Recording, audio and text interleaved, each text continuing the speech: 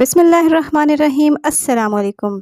आज आपके साथ बहुत ही ज़बरदस्त टिप शेयर करने वाली हूँ। ये पेपर बैग्स हैं या शॉपर हैं, इन्वेलप हैं, इनको हमने किस तरह से यूज़ करना है। प्याज के आपके साथ फ़ायदे मैंने शेयर किए हैं, उनमें से एक और मैं आपके साथ शेयर करूँगी। तो आइए चलते हैं अपने टिप्स की तरफ। सबसे पहली टिप हमारी है कि हमने प्याज को एक और इसका क्या फ़ायदा हमने इसका लेना है। अक्सर हम देखते हैं कि हमारे सिंक पर कॉकरोचेस आ जाते हैं किचन में। जब हम रात को काम करके जाते हैं तो किचन में कॉकरोच, टिड्डी और इस तरह की हशरात या छोटी मोटी चीज़ें आ जाती हैं, तो उनको हमने कैसे दूर भगाना है। तो उसकी बहुत ही सिंपल और आसान टिप ये है कि जब आप सारे काम कर लें, अपने बर्तन धो लें, तो किचन के जो सिंक है उसको अच्छी तरह से साफ़ कर लें और इस तरह प्याज के टुकड़े को या प्याज को काट लें, उसके 1-2 टुकड़े कर लें और इस तरह आप अपने सिंक पर उसको रब कर दें। थोड़ी सी देर के लिए उसको रगड़ें और उसके बाद जो हमने ये टुकड़े रगड़े हैं इसके सिंक के ऊपर, तो उसको हमने वहीं सिंक पे ही फिर रख देना है। प्याज की स्मेल इतनी होती है, इतनी ज़्यादा होती है और ये जो हशरात होते हैं ये फिर करीब नहीं आते, तो कॉकरोचेस से हमेशा के लिए जान छूट जाएगी। तो ये बहुत ही आसान और ज़ीरो कॉस्ट टिप है। अगर आपको पसंद आई हो तो ज़रूर मेरे चैनल को लाइक और सब्सक्राइब करें। तो दूसरी टिप आज की हमारी ये भी प्याज से रिलेटेड है। मैंने जो प्याज काटा था सिंक को साफ़ करने के लिए या उसमें से कॉकरोच वगैरह को भगाने के लिए, तो उसके जो छिलके थे, हमने डेली बेसिस पे हम प्याज काटते हैं तो छिलके हम ज़ाया कर देते हैं। तो हम इस तरह की चीज़ों से जिनको हम ज़ाया कर देते हैं उनसे हम बहुत ज़्यादा फ़ायदा उठा सकते हैं। तो ये जो छिलके हैं जो कि हम फेंक देते हैं, इनको मैंने क्या किया है कि इनका जो पीसेस हैं इनको मैंने लिया है और सुई और धागे की मदद से इनको एक हार की सूरत में ले लिया।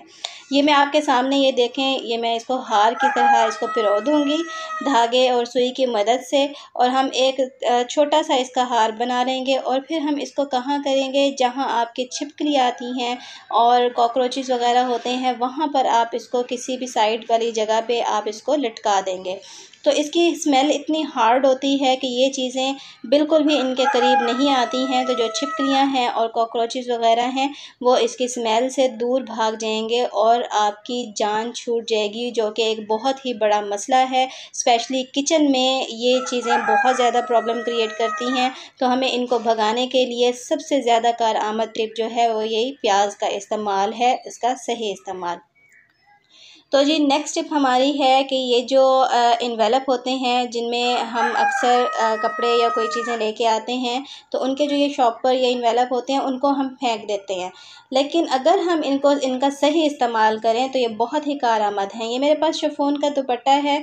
मैंने ये शिफॉन का दुपट्टा इसको मैंने लपेट लिया है और लपेट कर ये इनको रखना, इनको ऑर्गेनाइज़ करना बहुत ही मुश्किल होता है, क्योंकि अगर इनकी तह भी बना लें तो फिर ये दोबारा से ये बेरब्त से हो जाते हैं और इकट्ठे हो जाते हैं। और अगर कबर्ड में पड़े हुए हैं या किसी और जगह जहां आपने इनको ऑर्गेनाइज़ करके रखा है, तो ये फिर दोबारा से बेतरतीब हो जाते हैं और ख़राब हो जाते हैं और वो जगह बहुत बुरी लगती है। तो उसका ये बहुत ही आसान हल है कि इस तरह के जो इन्वेलप होते हैं उनको हमने ये शिफॉन के दुपट्टे या इस तरह के कपड़े हम उसमें लपेट के ईज़िली रख सकते हैं, जो देखने में भी बहुत अच्छे लगते हैं। टिप नंबर 4 हमारी है उसी तरह ही कपड़ों के जो ये बैग होते हैं जिनमें हम अपने सूट लेके आते हैं या फिर बेड शीट्स होती हैं या इस तरह का कोई कपड़ा होता है, तो उनको भी हम अगर यूज़ करते हैं, सूट सिलवा लेते हैं, तो फिर हम इनको फेंक देते हैं। लेकिन ये भी बहुत ज़्यादा कारआमद हैं, ये ज़्यादा फ़ायदेमंद हैं। इनको हमने किस तरह से इस्तेमाल करना है, हमारे पास रेशमी सूट पड़े होते हैं जो कि हम कभी कभार पहनते हैं और उसके बाद वो पड़े रहते हैं और उनको भी ऑर्गेनाइज़ करना थोड़ा मुश्किल हो जाता है और वो बेतरतीब से लगते हैं और काफ़ी जगह भी यूज़ करते हैं। और रेशमी ऑब्वियसली वो भी इसी तरह अगर हम उनको तह लगा के रखते हैं तो वो भी जल्दी ख़राब हो जाती है उनकी तह भी। तो उसके लिए भी आसान तरीका यही है कि ये जो बैग्स होते हैं उनको हम संभाल के रख लें और हमारे पास जितने भी रेशमी सूट हैं या फैंसी सूट हैं उनका स्पेशली उनका काम भी ख़राब हो जाता है अगर वो इस तरह खुले पड़े रहें, तो उनको भी सेफ़ रखने के लिए ये बहुत ही ज़बरदस्त टिप है कि इस तरह के जो बैग्स होते हैं उनमें हम अपने वो सूट रखते हैं, फैंसी सूट, क्योंकि वो हर वक्त नहीं पहने जाते हैं, कभी कभार पहने जाते हैं और उसके बाद वो काफ़ी टाइम के लिए अलमारी में, कबर्ड में रखे जाते हैं। तो उसका ये आसान हल है कि हम उन्हें इस तरह के बैग्स में सेफ़ रख दें ताकि उनका काम भी ख़राब ना हो और हम अपने कपड़ों को, अपनी अलमारी को काफ़ी अच्छे तरीके से ऑर्गेनाइज़ करके रख लेंगे।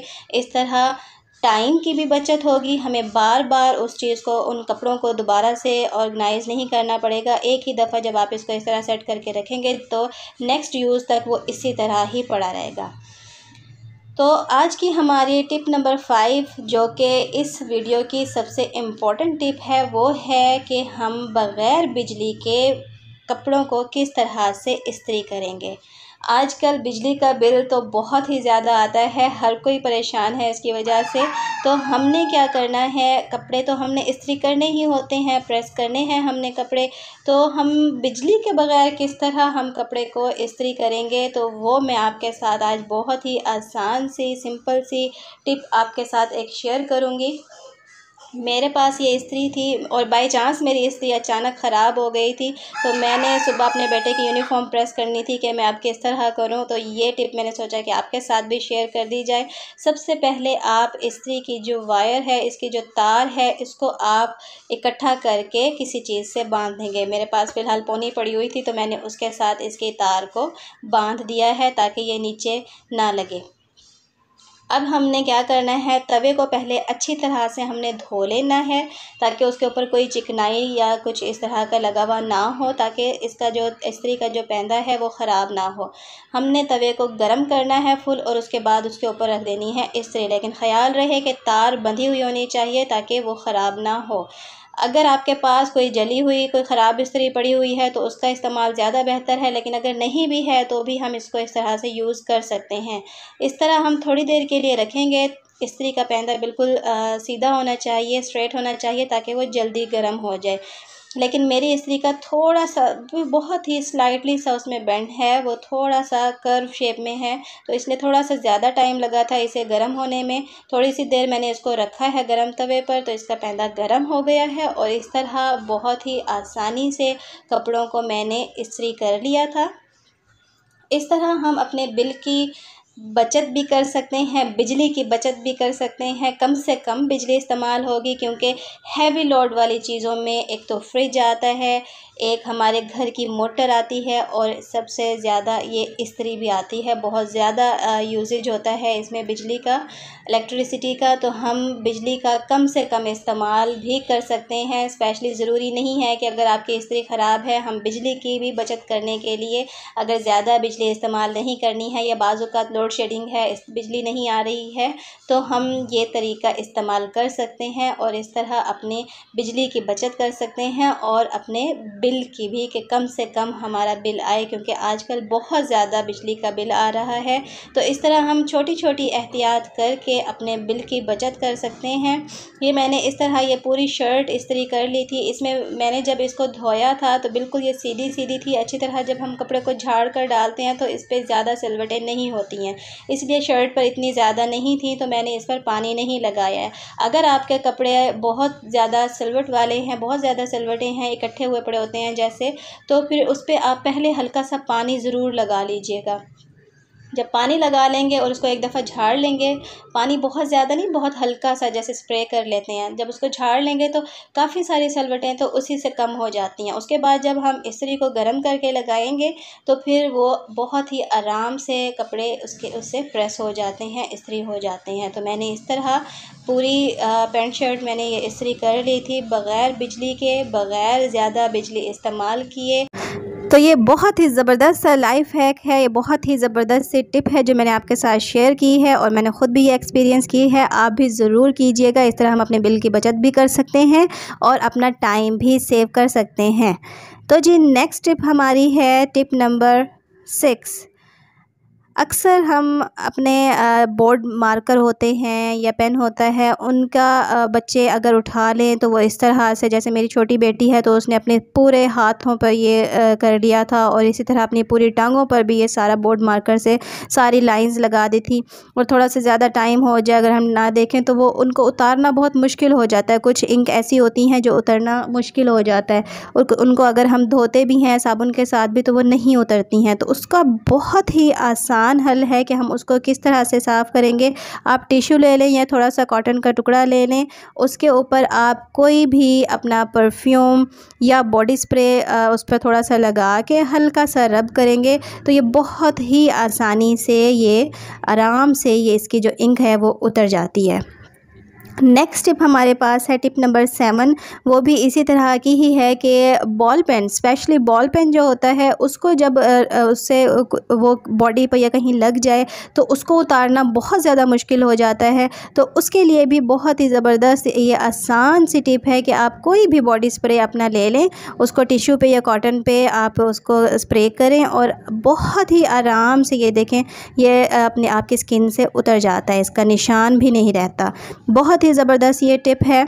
नेक्स्ट टिप हमारे पास है टिप नंबर 8। टिप नंबर 8 में क्या है, एक पहले भी मैं 1-2 आपके साथ ये इसराइल कुकम्बर की जो डेकोरेशन है, सैलेड डेकोरेशन हम कहें, वो मैं आपके साथ शेयर कर चुकी हूँ। तो आज भी आपके साथ एक मैंने सोचा कि ये मैं शेयर कर लूँ।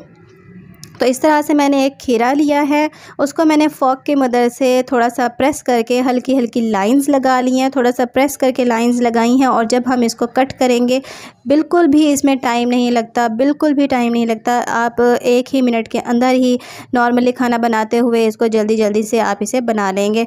हल्का सा हमने फ़ोर्क को प्रेस किया है और जब हमने इसको कट किया है सर्कल शेप में तो ये ऐसा लगता है जैसे छोटे छोटे फूल बने हुए हैं। तो सैलेड डेकोरेशन बहुत ही ज़्यादा इम्पॉर्टेंट होती है। जब आप खाने की प्रेजेंटेशन कर रहे होते हैं उसमें सैलेड बहुत ज़्यादा इम्पॉर्टेंट रोल अदा करता है। तो ये थी आज की कुछ टिप्स जो मैंने आपके साथ शेयर की, जो बहुत ही ज़्यादा टाइम सेविंग और कारआमद हैं। अगर मेरी वीडियो आपको पसंद आई हो तो ज़रूर शेयर, लाइक और सब्सक्राइब कीजिए।